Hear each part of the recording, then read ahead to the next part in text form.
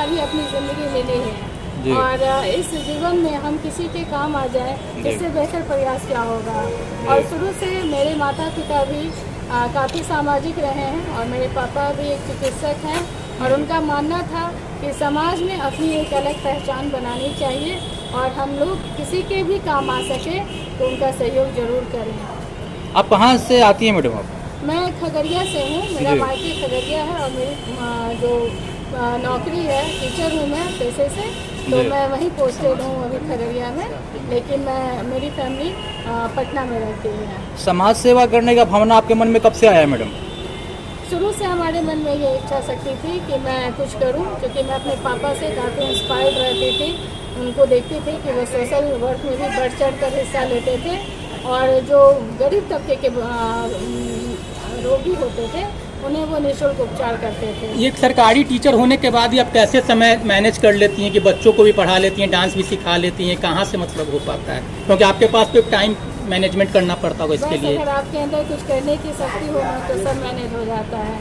वो मैं अपने रूटीन को इस तरह से हैंडल कर लेती हूँ कि स्कूल के बाद जो हमारा 9 से 4:30 का टाइम है स्कूल का, उसके बाद हमारा ये सारा कार्य होता है। ये निःशुल्क हेल्थ कैंप लगाने का क्या उद्देश्य है जो आज निःशुल्क हेल्थ कैंप लगाया गया है?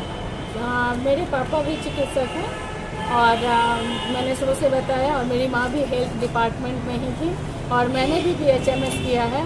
तो मुझे लगता है कि जब मैं शिक्षिका बन गई उसके बाद मैं इस क्षेत्र में कुछ कर नहीं पा रही थी, तो लगा जो मेरा शेष का समय है उसे मैं चिकित्सा के ही क्षेत्र में अपना योगदान दूँ। बिहार वासियों को और एक नारी को क्या संदेश देना चाहेंगे जो कि मतलब टीचर होती हैं, अच्छे अच्छे जॉब पे होती हैं लोग और समाज सेवा नहीं करती, उन महिलाओं को आप क्या संदेश देना चाहेंगे अपने स्तर से?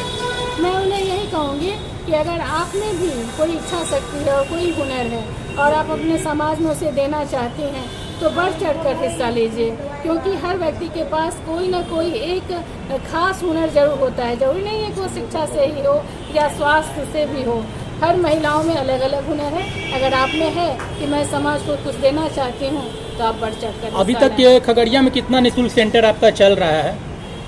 वो जो हमारा गार्गी पाठशाला है, हमारे आदरणीय विकास वैभव सर जो हैं उनके द्वारा चलाया जा रहा एक मुहिम है जिनका मूल मंत्र शिक्षा, समता और उद्यमिता है। तो उसी में से हर डिस्ट्रिक्ट में अलग अलग चैप्टर्स बनाए गए हैं। तो उसमें हम लोग गार्गी पाठशाला जो हमारी चलती है वो स्लम के बच्चों के लिए है, वहाँ मैं इन बच्चों को निःशुल्क शिक्षा देती हूँ और वो नवाचार के द्वारा यानी एक्टिविटी के द्वारा मैं बच्चों को खेल खेल में पढ़ना लिखना सिखाती हूँ ताकि बच्चे मनोरंजन के साथ पढ़ाई को करें। और यह केंद्र अभी बिहार में 16 केंद्रों पर चलाई जा रही है। धन्यवाद मैडम, आपसे बात करके अच्छा लगा। क्या नाम हुआ? मेरा नाम अनुभूति है।